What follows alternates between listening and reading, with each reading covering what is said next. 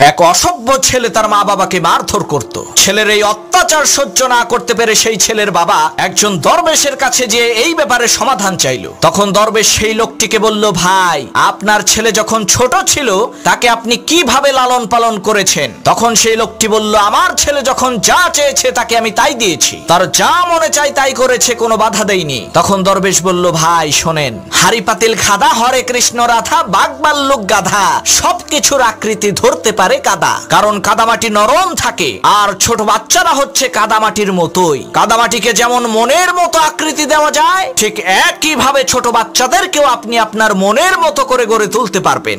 শক্ত মাটিকে চাপ দিলে যেমনি ভাবে মাটি ভেঙে গুঁড়ো গুঁড়ো হয়ে যায়, ঠিক একইভাবে সন্তান বড় হয়ে গেলেও তাকে ধরতে গেলে সেও দূরে চলে যায়। তাই সন্তান ছোট থাকতেই তাকে কোরআনের শিক্ষা দিতে হবে। যেই সন্তানের মধ্যে দ্বীনের শিক্ষা আছে সে কোনোদিন মা বাবার সাথে বেয়াদবি করতে পারে না।